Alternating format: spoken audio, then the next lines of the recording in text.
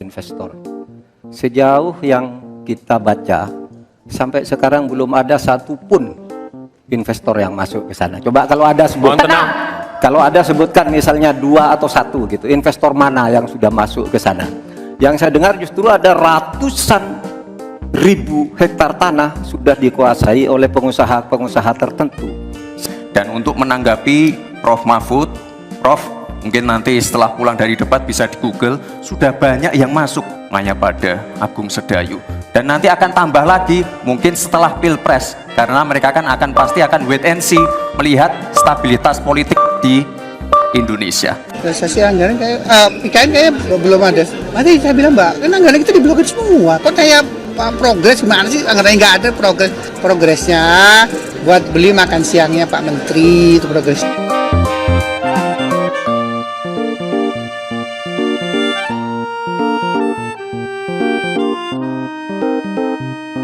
Sebelum menyaksikan video ini, pastikan bosku jangan lupa subscribe. Karena subscribe itu gratis plus bonus tonton video terbaru setiap harinya. Jangan lupa ya. Apakah Anda masih ingat pada saat lalu ya, ketika debat Papres, Wakil Presiden? Wah, bahkan pada saat lalu Gibran dengan PD-nya. Jangan gagal paham, anggaran IKN itu murni dari investor dan akan menyerap anggaran dari APBN sebesar 20%. Nah, ternyata saat ini semua mulai terungkap ya. Dan bahkan apa yang disebutkan Gibran pada saat lalu dengan total anggaran 20% dari dana APBN ternyata juga keliru. Karena yang betul adalah 30% dari total anggaran IKN yang totalnya mencapai 400-an triliun. Itu dana dari APBN 30%. Ya kurang lebih sekitar 80-90 triliun lah. Nah, dari sini aja Gibran salah. Tetapi yang cukup unik dan selebihnya anggaran IKN itu dari investor sekitar 70%. Nah, ketika saat ini anggaran IKN di-stop setidaknya oleh Kemenq atas perintah Pak Prabowo Subianto, dan bahkan progres IKN, pembangunan IKN itu mandek. Artinya apa? Artinya progres pembangunan IKN itu menunggu dana dari APBN. Nah, kurang lebih seperti itu. Ini juga sangat wow sekali. Berarti bisa disimpulkan Gibran menurut saya yang gagal paham. Bukan kita yang gagal paham, melainkan Gibran. Karena sampai saat ini pun progres pembangunan IKN masih mengandalkan dana APBN, bukan yang digembar-gemborkan pada saat lalu. Investor membludak lah, bahkan juga ada dari Singapura tertarik untuk berinvestasi di IKN, bahkan ada 120-an, belum lagi di Jepang dan lain sebagainya. Ternyata itu hanya omon-omon. Hal itu juga pada saat lalu diungkapkan oleh Maurar Sirait. Banyak groundbreaking tetapi tidak ada progres pembangunan. Ini juga disampaikan pada saat lalu dan membuat publik terkejut. Nah, akhirnya saat ini mulai terungkap ternyata belum ada investor yang masuk. Kalau misalkan dana tersebut di-stop oleh Kemenq, menurut saya tidak berpengaruh karena investor sangat banyak sekali. Menurut saya sangat tidak berpengaruh bagi pembangunan IKN kalau misalkan banyak investor yang masuk seperti halnya yang diungkapkan Pak Jokowi dan Gibran ini. Nah, ini juga sangat membingungkan sekali ya, konon katanya investor banyak yang masuk tetapi ketika anggaran di-stop, anggaran APBN di-stop untuk pembangunan IKN, dari sini sudah terlihat progresnya bahkan juga mandek. Seperti ini videonya.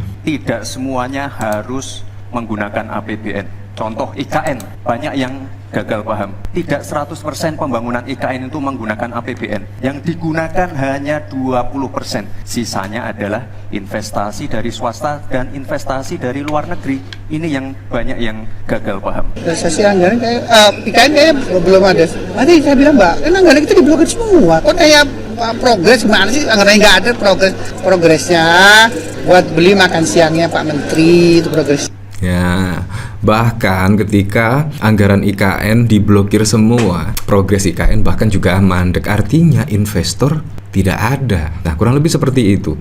Ini bahkan dikomentari oleh Cak Gum, IKN 80% dananya dari investor. Harusnya nggak masalah dong kalau yang 20% dari pemerintah di stop. Tapi kenapa nggak ada progres? Ya, seperti itulah. Nah, kalau kita lihat dari pemberitaan ya, pada saat lalu itu memang tertanggal 2023 proyek IKN butuh anggaran 466 triliun, 30% sumbernya dari kocek negara. Nah, pada saat lalu ketika debat Cawapres bahkan Gibran menyebut anggaran dari APBN hanya 20%. Ternyata tidak, 30% ya. Nah, kalau 20% apa yang dikatakan Gibran itu sudah mandek dari dulu ya, progres pembangunan IKN ya. Pemerintah membutuhkan dana sebesar 466 triliun untuk pembangunan kawasan ibu kota negara di Kalimantan Timur. Adapun 30% porsi dari kebutuhan dana tersebut berasal dari anggaran pendapatan dan belanja negara APBN. Staf ahli Menteri PUPR bidang teknologi, industri dan lingkungan sekaligus juru bicara Kementerian PUPR, Endra, mengatakan 30% dari dana 466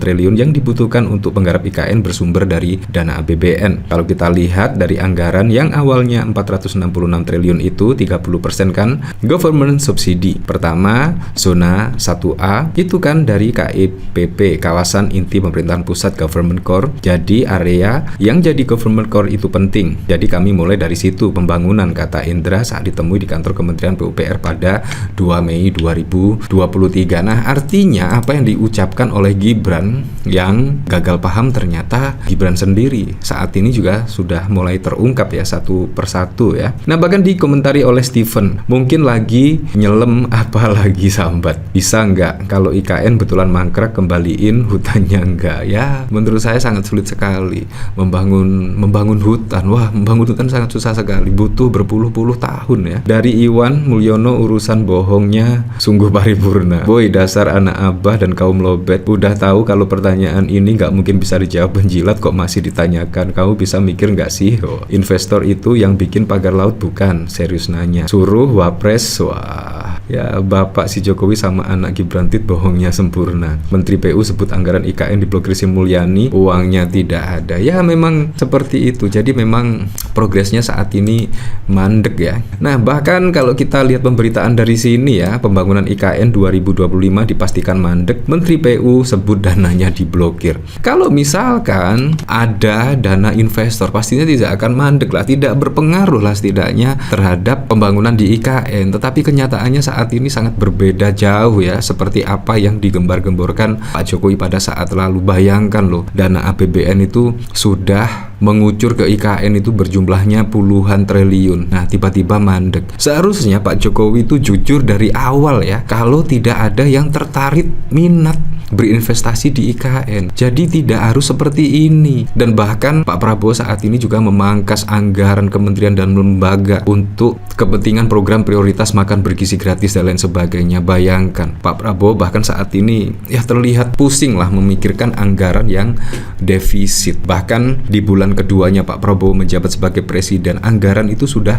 defisit 500 triliun. Jadi memang beban Pak Prabowo itu tidak main-main ya ketika meneruskan kebijakan-kebijakan dari Pak Jokowi. Nah, menurut saya sangat bagus sekali lah kalau IKN itu bukan prioritas lagi dari Pak Prabowo Subianto. Menurut saya sangat keren. Ya, program prioritasnya ya jelas lah program dari Pak Prabowo Subianto seperti makan bergizi gratis. Menurut saya itu program yang harus direalisasikan, janji politik yang harus direalisasikan.